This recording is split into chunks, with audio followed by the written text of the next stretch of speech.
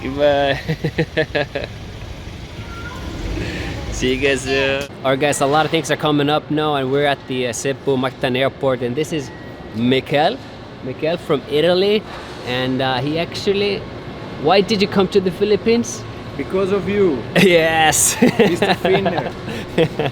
So that's really nice to hear, and we're in Mactan, like I said, and there's almost nobody here due to I think the coronavirus. And Mikel is actually from a place in Italy where they got hit really hard. So it's really shocking to be here in the airport. And we shake hands. We shake hands. We did shake hands, but he was not coming from there. He's been in Philippines. He's sick. I'm sick actually. I'm feeling better. It's my best day for the last week, and it's just crazy to see so few people here in the airport. But we're gonna talk about what's coming up in in this video and the next ones as well.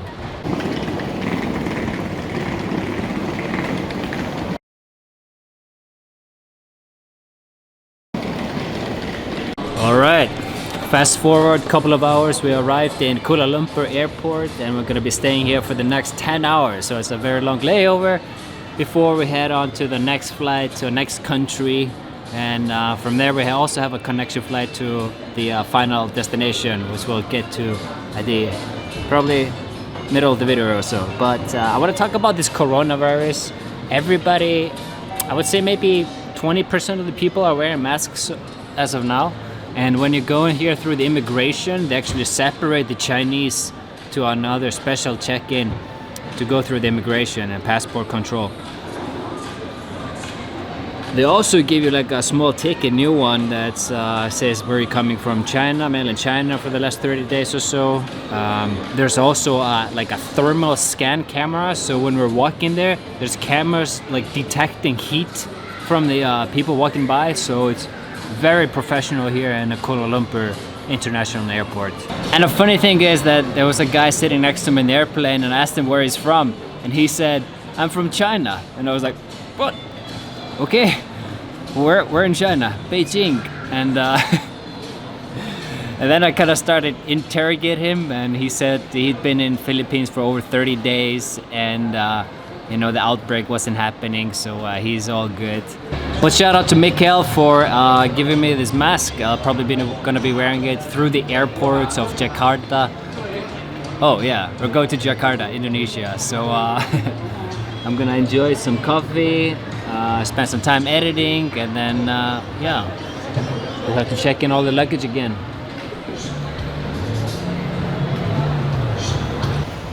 All right, welcome to Indonesia. You have to fill out some new coronavirus forms, and we have to get some flight, or connection flight, right away. Let's go. We got delayed, by the way. We got delayed by 1 hour, so we gotta rush things. This is so wild, guys. There's like no one here. Not many people, very little. But I've been here 10 years ago almost. It's such a surreal feeling to be here once again.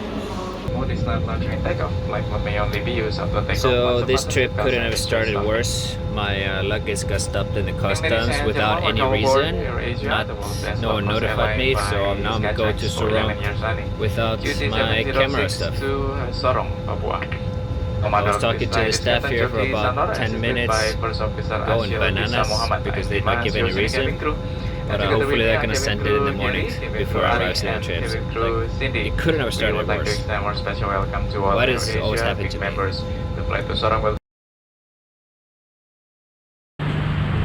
Coronavirus update. Today is March 17, and I just got back to civilization here in Kaimana.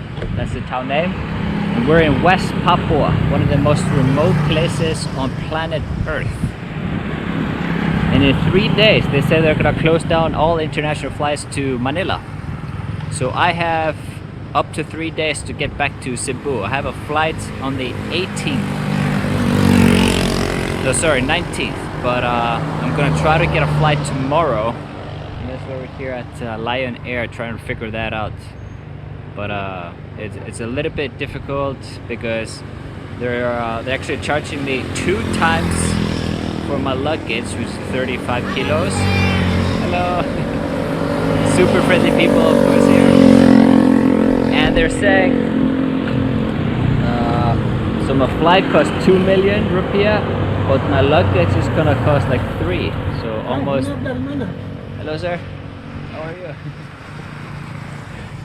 So they're charging me twice for 30 kilos, but I weigh like almost 80 kilos.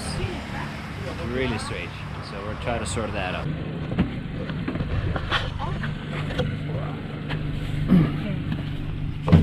What do you call this car? Taxi. This is taxi. Yeah. Alright, checked into a hotel room. It's my luggage. And the situation is this, that I have to probably book a flight for tomorrow and then cancel a lot of flights, see if I can get refunds. But in the next couple of hours, it's a lot of work online to sort out my journey back to the Philippines.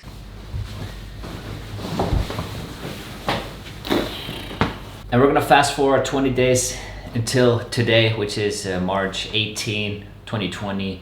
And I've been filming a lot of videos for during that time in the most remote places probably on Earth. So I've been kind of disconnected from all the situations that's happening around Philippines and, well, all parts of Earth. Now, before I left on this big trip, I obviously saw the news, what was happening, so I had a feeling something was gonna escalate and become perhaps really bad as it is now.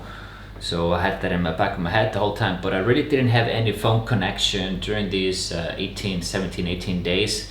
So when I get back to civilization, literally from place that didn't have any connection, then I'm just bombarded with all this news about what's happening, and it's just really overwhelming hearing everything. And then of course my situation changes completely. Super shocking. It almost felt like waking up from coming out of a coma, and then everything is in a zombie apocalypse, if I can find any way to describe it. Now, I did film some of the most amazing experience that I had, which I'll probably be releasing once I get back in a safer place and I have some time off to go through all the stuff that I've been filming. But as of now, my journey back to the Philippines or Iceland starts. I had to cut this trip obviously a lot shorter, and I even had flights booked for Sherlyn to come meet me here in Indonesia. And we were gonna spend about 10 days before coming back, so that's all been cancelled, and now we're just making our way back to a safe place. And as you saw at the beginning of the video with the Mikael, and then I mentioned the Chinese guy, so I was interacting with Chinese and Italian, but I believe they had been away from all the chaos before I met them, and I never felt sick during the trip. I feel very healthy now. So, no discrimination against those people. It's just, a little bit overwhelming, realizing that as I was editing the video, like, wow, I was actually sitting next to a Chinese guy, and then my friend Mikael, Italian, but he hasn't been in those areas, so nothing to discriminate against that. Now, I feel for Philippines in a lot of ways. I feel for the medical staff, the nurses. I know how the system is, and I've been through it many times, and I can only imagine how much weight and burden they have to go through now. Every time I've visited the hospitals in Cebu, they've been overpacked despite any chaos like this happening now. So I can only imagine what stress they'll be going through this period. So my thoughts are with those people, and I know they make the country proud. And not only them in Philippines, I know all the nurses around the world. They should be making Philippines proud, because as you know that there are so many nurses from Philippines across the globe. So they'll be the one on the front line combating this virus, trying to fight it. So shout out to all those. If you're a nurse abroad or in the Philippines, keep up the good work. Keep on fighting. And for my situation, what am I gonna do now? I basically came back to civilization yesterday, and I had finally a good sleep here. And everybody, I made a post on Facebook that, you know, what should I do? Should I rely on the system in the Philippines or have the safe choice to go back to Iceland? And everybody was telling me to go back to Iceland. It's a safer choice, but you know, I did listen to that for a second, but then I realized, you know, Philippines is my home. That's where my heart is. That's where everything that I lived with the last 3 years is in Philippines. And you know, what kind of guy would I be, you know, to run away from that to a safety? You know, I'd much rather to live in the conditions that my home is. So I did a personal decision, not listening to anyone, and I'm making my way back to the Philippines. That's where my heart is. That's where my home is, and I will go through this era of chaos and viruses. That's why I made a decision yesterday to book all my flights back to Cebu. My biggest concern was that there was made an order for all foreign nationals to be public quarantined upon arrival in Cebu, but later found out there was no facility that's catering that order, so that's been brushed out, thankfully. And now there's a new order yesterday that was sent out that all foreigners must do a public quarantine in a hotel of their choice due to facility options. So that's very good news for me. I'm allowed to go back to the Philippines, and I will do my home quarantine in Cebu City. Sherlin's obviously back there doing a lot of good work, preparing for everything, shopping, keeping things clean, being quarantined, and all that. But it's gonna be tricky to get there because where am I right now is in West Papua, Indonesia. So I'm in the most remote place there is. So I have a flight in the morning to another city where I have to stay one night because I have some package there. My luggage is still there. I have to pick that up, stay overnight, and then I have another flight in the morning to Jakarta, and then that day to Singapore, and then to Cebu. So I just hope that everything stays as it is. No flight will be cancelled, no new orders, and that way I should be able to get back home to Philippines and Cebu. I want to give a big shout out to everybody that has messaged me in the last 24 hours. That's been just absolutely crazy, like usually. The love and support by this community is, you know, fantastic. And all the advices that I've got, all the nice messages, you know, keeping me up to date on the news, what's happening. So that's very nice to be experiencing. So thank you guys so much for that. And lastly, for all the precautions to everybody, I'm sure everybody knows it, of course, but as a reminder, keep our hands clean, wash them every 30 minutes or so. Social distancing, I know that's very hard in the Philippines. Everything is so tight. So try to stay at home, do the social distancing 1 meter as much as you can.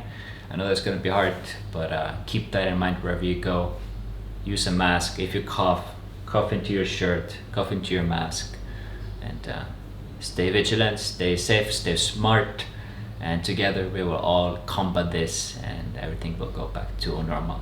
So in the next video, I'm gonna give you guys an update on reaching Philippines if I can, but that's gonna be about 5 flights getting back, so we'll see how that goes. So that's it. I thought I'd give you guys this update.